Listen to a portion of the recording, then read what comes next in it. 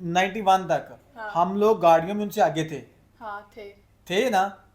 हम लोगों ने कुछ चेंज ही नहीं किया। 2022 में उन्होंने जापान को बीट किया है। सबसे ज्यादा गाड़ियां जिन लोगों ने बेची है, जापान को भी पीछे, सबसे आगे है जापान को भी उन लोगों ने पीछे छोड़ा। वो ये भी कह रहे थे कि पाकिस्तान में ये कंपनियां है ना वो नाइंसाफी कर रही है। नाइंसाफी उन लोगों ने करनी ही करनी है जब यहाँ पे कोई पूछने वाले नहीं है। देखे इंडिया में आप देखें हर चीज का वेयर हाउस, आईफोन का वेयर, सैमसंग का वेयर हाउस, गूगल, ये वो जितने वेयर हाउस है बड़े बड़े वो सारे वहां पे चले गए। जाहिर सी बात है वहां पे जा रहे हैं, उनके लोगों को इस चीज का फायदा, उनकी गवर्नमेंट को इस चीज का फायदा हो रहा है। Hello, welcome back to our YouTube channel Inside Reaction. मैं हूं ईशा तारिक और मेरे साथ हैं दानियल हनीफ। और बात करने वाले हैं हम गाड़ियों की। गाड़ियां वैसे भी इन लोगों को बहुत पसंद है, हमारी ऑडियंस को गाड़ियां बहुत पसंद है, थार बहुत पसंद है।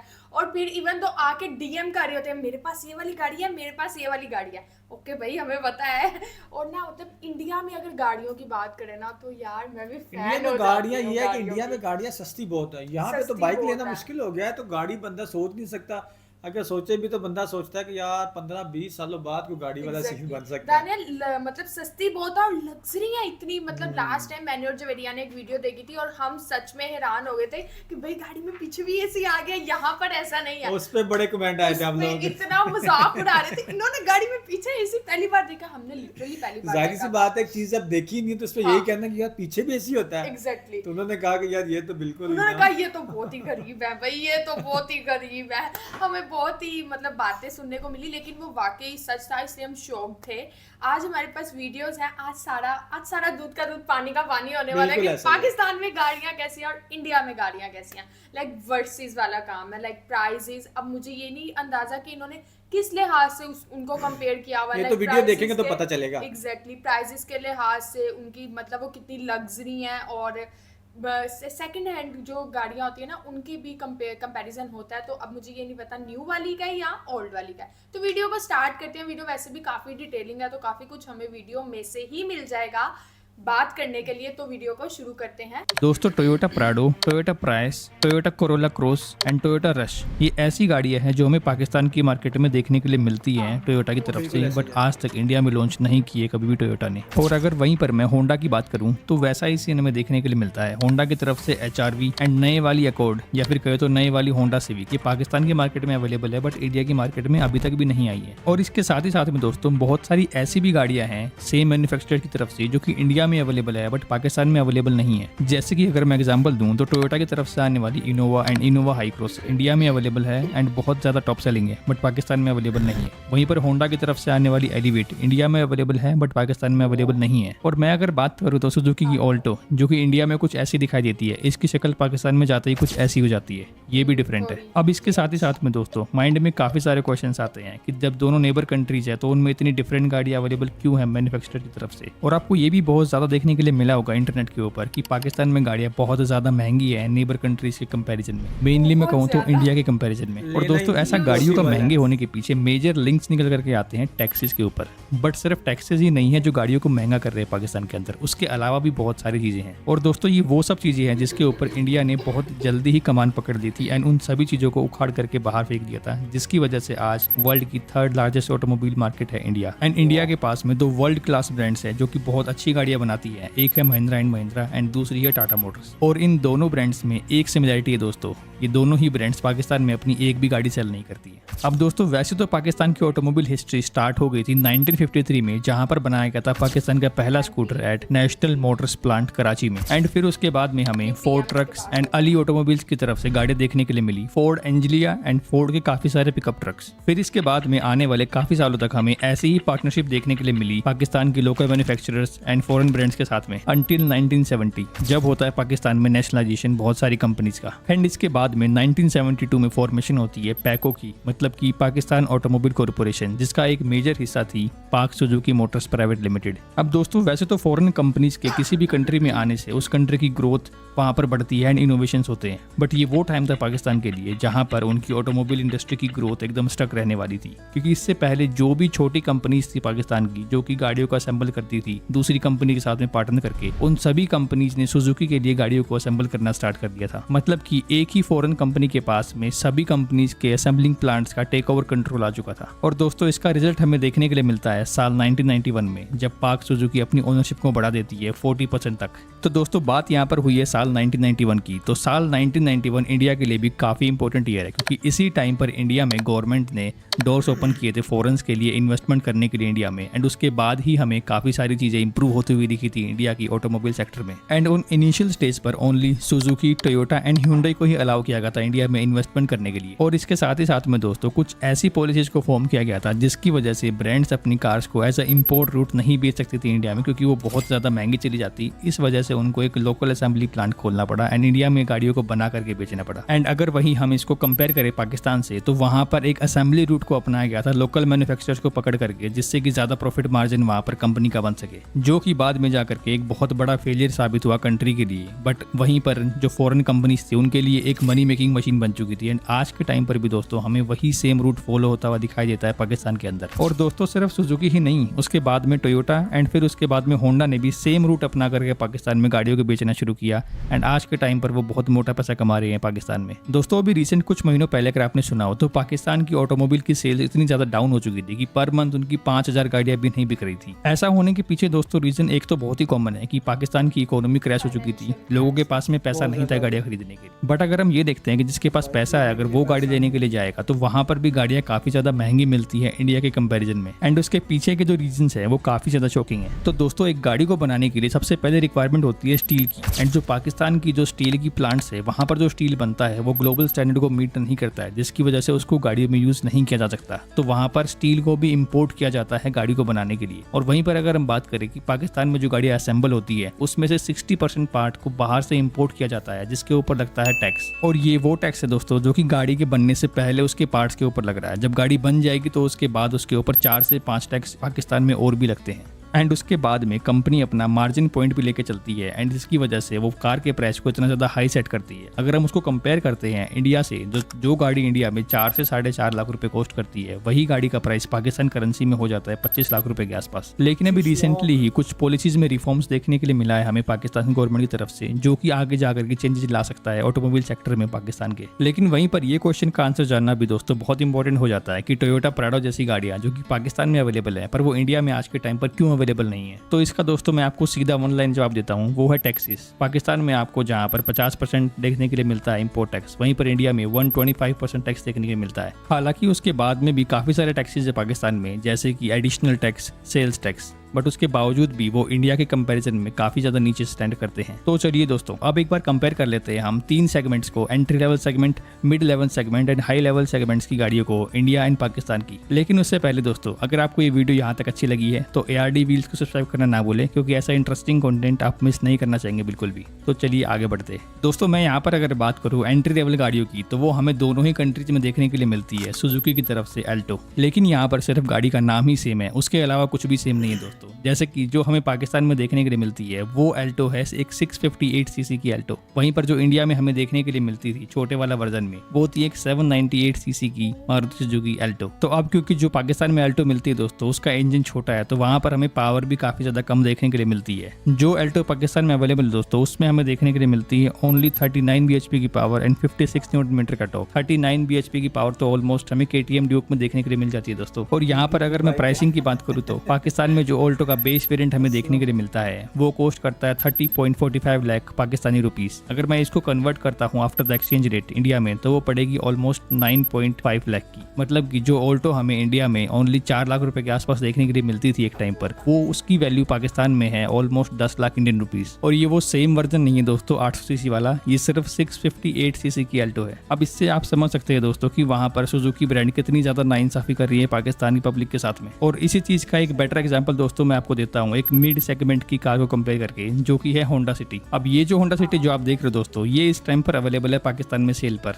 एंड आप सभी को पता दोस्तों कि ये ओल्डर जनरेशन है जो इस टाइम पर इंडिया में अवेलेबल है। ये जनरेशन इंडिया में लॉन्च हुई थी 2017 के आसपास में। और अभी तो रुको, इस वाली होंडा सिटी में जो पाकिस्तान में अवेलेबल है मिलता है हमें आपको अमेज वाला 1.2 लीटर का पेट्रोल इंजन, जबकि इंडिया में अवेलेबल था उस टाइम पर 1.5 लीटर का पेट्रोल इंजन, और आज भी हमें वही देखने के लिए मिलता है होंडा की सिटी में, and even with hybrid option. अब ये छोटे वाला इंजन जो है वो पावर भी कम प्रोड्यूस करता है, ओनली 88 bhp की पावर एंड 110 न्यूटन मीटर का टॉर्क। जो इस टाइम पर होंडा सिटी में हमें इंडिया में देखने के लिए मिलता है वो 119 bhp की पावर एंड 145 न्यूटन मीटर का टॉर्क प्रोड्यूस करता है सिटी एंड एलिवेट दोनों में। और दोस्तों वहीं पर अगर मैं प्राइस की बात करता हूँ होंडा सिटी की पाकिस्तान में, तो वो ऑलमोस्ट कॉस्ट करता है 46 lakh rupees, and Indian currency में अगर मैं उसको कन्वर्ट करूँ आफ्टर द एक्सचेंज रेट तो पड़ेगा 14 लाख रुपए के आसपास। एंड जब होंडा सिटी का 4th जेन अवेलेबल थी इंडिया में तो वो एक्स शोरूम कॉस्ट करती थी 9 से 10 लाख रुपए के आसपास, एंड वो भी 1.5 लीटर इंजन के साथ में, एंड ये तो 1.2 लीटर इंजन के साथ है। तो आप देख ही सकते हैं कितना बड़ा डिफरेंस हमें यहाँ देखने के लिए मिलता है। तो दोस्तों चलिए अब मैं यहाँ पर कंपेयर करूंगा एक हाई लेवल कार को जो कि है टोयोटा की फॉर्च्यूनर, एंड वेरिएंट में यहाँ पर पिक करने वाला हूँ सिग्मा 4 डीजल ऑटोमेटिक का। तो दोस्तों एक चीज तो यहाँ पर फॉर्च्यूनर के मामले में काफी सही देखने के लिए मिलती है कि जो स्पेसिफिकेशन हमें इंडिया में देखने के लिए मिलते हैं वही सेम स्पेसिफिकेशन हमें पाकिस्तान में भी देखने के लिए मिलते हैं। बट यहाँ पर मेजर खेल हमें समझ में आता है प्राइस के ऊपर। पाकिस्तान में टोयोटा की फॉर्च्यूनर कॉस्ट करती है 1.8 CR।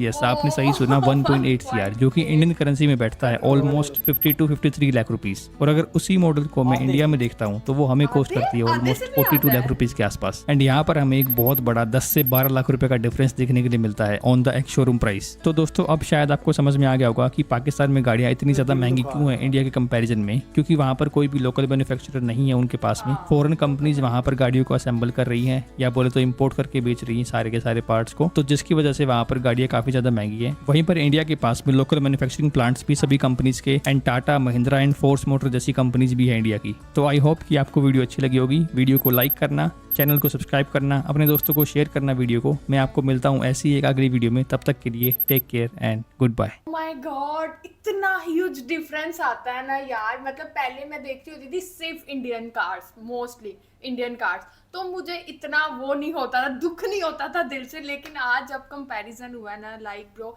यहाँ पे लैंड क्रूजर 1.8 करोड़ की है, जो कि बहुत मिनिमम लोग होते हैं जो खरीद पाते हैं, और on the other hand India में 46-45 लैक्स।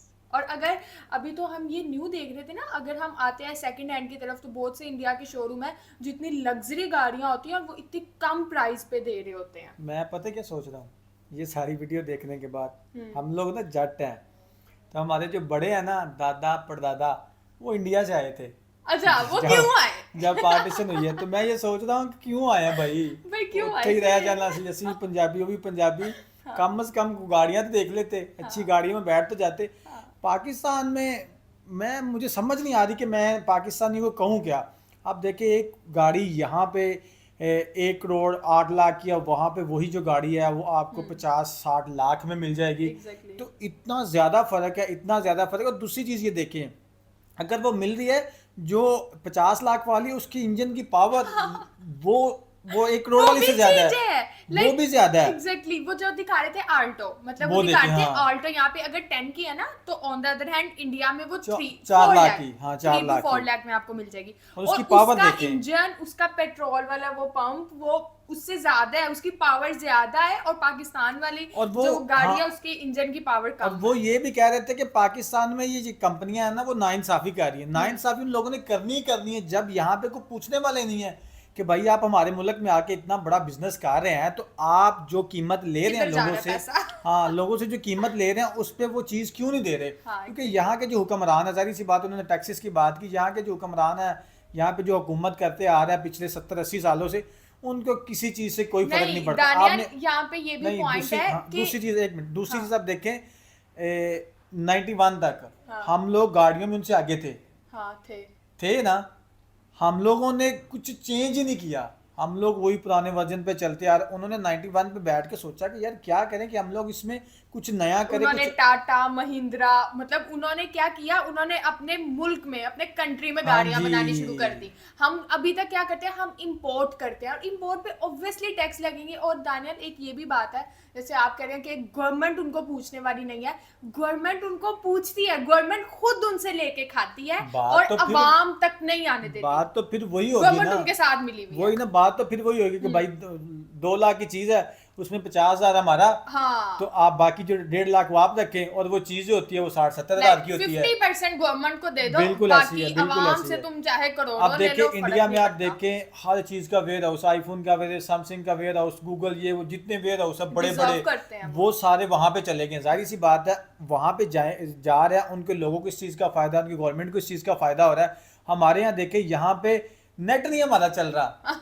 सही जो बात यहाँ है। पे हमारे फ्री लॉन्चर है वो रो रहे हैं कि भाई हम लोग काम कर रहे थे, हमारा इन लोगों ने करोड़ों रुपया डुबो दिया है। एग्जैक्टली तो वो किसी और कंपनी में सी किसी में और कोई ऐसी फिश है वो सिर्फ पाकिस्तान की जो नेट की तार है ना उसी को खाती है भाई, पागल और बनाया बाकी हुआ है, पागल बनाया हुआ बेवकूफ है। बनाया हुआ है आवाम को।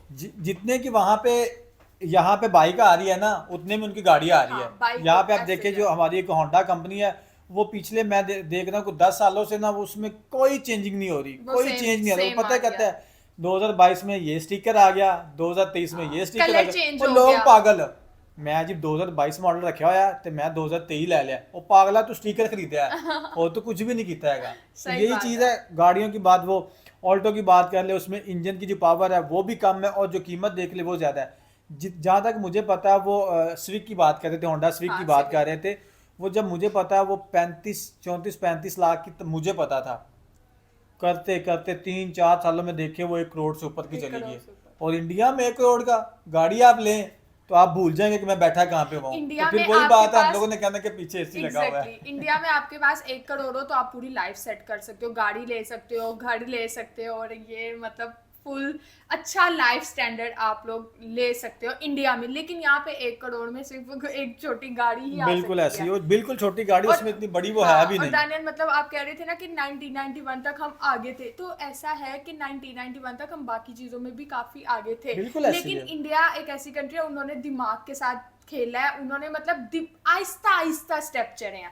हमने ऐसा किया, हम पहले आगे थे, हम लोग बैठ गए भाई, हम आगे रहेंगे, हमें कुछ करने की जरूरत ही नहीं है। 2022 में उन्होंने जापान को बीट किया है। सबसे ज्यादा गाड़ियां जिन लोगों ने बेची जापान, है, हाँ। जापान को भी जापान पीछे, सबसे आगे है हाँ, गाड़ियों जापान के को भी उन मामले लोगों में। ने पीछे छोड़ दिया है। ये देखिए, उनके जो पीछे बंदे बैठे हुए थे ना 1991 में, उन लोगों ने सोचा कि हम लोगों ने आगे जाना है। आज वो रिजल्ट जो है उनको मिल रहा है, और जिस वजह से मिल रहा है, अब देखिए उनके मुल्क में ये सारा कुछ बन रहा है। जारी बात है, आपकी चीजें बाहर जा रही हैं, आपको प्रॉफिट हो रहा है, और आपकी जो गवर्नमेंट इतनी स्ट्रांग हो रही है, आपकी जो खजाना है उसमें इतना ज्यादा पैसा आ रहा है, तो आपकी जो इकॉनमी है, जाहिर सी बात है, आसमानों को छूना, और इसी वजह से वो दुनिया की तीसरी लार्जेस्ट जो है वो इकॉनमी बन चुकी है। और और ये हमारा जो क्या हाल है, हम लोग कहते हैं फाइनेंशियल क्राइसिस यार IMF हमें ना जो किस्त दे दे, हमें जो है ना इंस्टॉलमेंट दे दे, वो ऐसे ना कि लकीरें निकलवाते हैं, फिर वो कहते हैं ठीक है जी हम आपको इतने पैसे दे देंगे। तो फिर हमारा क्या होता है, वो पैसे आते हैं, वो जो 4-5 ऊपर बैठे हो कहते हैं ओए 2 तेरा 2 तेरा 2 तेरा 4 मेरा, डिवाइड कर लेते हैं। 2 तेरा 2 तेरा 2 तेरा वाला समझ, 4 मेरा कौन है वो आपको पता होगा। तो वो वाला हिसाब चल रहा है। जब यहाँ पे ऐसा होगा तो आने वाले 50 सालों में पाकिस्तान के हालात इससे बेहतर नहीं हो सकते। लेकिन हम उम्मीद कर सकते हैं कि हम मैं लोग नहीं उम्मीद कर मिलके- सकता। हम उम्मीद कर सकते हैं। उम्मीद हमेशा अच्छे की रखनी चाहिए, पॉजिटिविटी रखनी चाहिए, मैं तो पॉजिटिव बस थिंक मैं तो बस ये सोच रहा कि मेरे बर्थडे क्यों ऐसे थे। नहीं, पॉजिटिव सोचना चाहिए दानियाल, उम्मीद नहीं हारनी चाहिए। मतलब हम लोग ही इस चीज में शामिल हैं, हम लोग ही इस चीज में शामिल हैं। अगर हम एक देखिए मेरी इंसान बात, आपकी बात से मैं एग्री कर रहा हूँ। देखिए हमारे जितने इंजीनियर बन रहे हैं, जितने भी इंजीनियर, मैकेनिकल इंजीनियर बन रहे हैं, उनको यहाँ पे कोई फैसिलिटीज मिल नहीं रही। वो कैसे कोई नई चीज बनाएंगे, उनको यहाँ पे जॉब्स नहीं मिल रही, कुछ मिल नहीं सही रहा। है। वो क्या कहते हैं, करते हैं 40-50 लाख रुपया लगाते हैं, स्टूडेंट बाहर वीजा चले लिखते जाते हैं, हैं। बाहर चले जाते हैं, और वो उनके जो बाहर बच्चे बैठे हैं वो इंडिया में आके काम कर रहे हैं। जब तक हमारे पास अपने इंजीनियर नहीं होंगे, हम यहाँ पे अपनी खुद की कोई चीज़ नहीं बनाएंगे, तो हम कैसे ऊपर जाएंगे। हमारे पिछले 2-3 सालों में तकरीबन 20 लाख से ज़्यादा स्टूडेंट्स चले गए हैं। जिस कंट्री के 20-30 लाख स्टूडेंट मुल्क छोड़ के चले जाएं, उस मुल्क लास्ट से ईयर में ऐसा हुआ है, बहुत उस से मुल्क की आप countries किसी भी होती हैं। इंडस्ट्री में किसी भी चीज़ से क्या उम्मीद लगा सकते हैं। लेकिन हम फिर भी अच्छे की उम्मीद लगाएंगे कि किसी लाओ। क्योंकि हो सकता है भाई, कुछ भी हो सकता है, अल्लाह ताला होने को तो कुछ बेहतर नहीं। कर सकते हैं हमारे लिए। बाकी आप बताएं आपको कैसी लगी वीडियो, और कौन सी गाड़ी जो आपके पास है और कौन सी लेने की सोच रहे हैं, तो हमें कमेंट सेक्शन में पाकिस्तानी जरूर दूर है बताइएगा। वो, पाकिस्तानी दूर है वो। हमें कमेंट सेक्शन में जरूर बताइएगा। बाकी मिलते हैं नेक्स्ट वीडियो में। वीडियो को लाइक करें, शेयर करें, सब्सक्राइब करें हमारे चैनल को। Take care.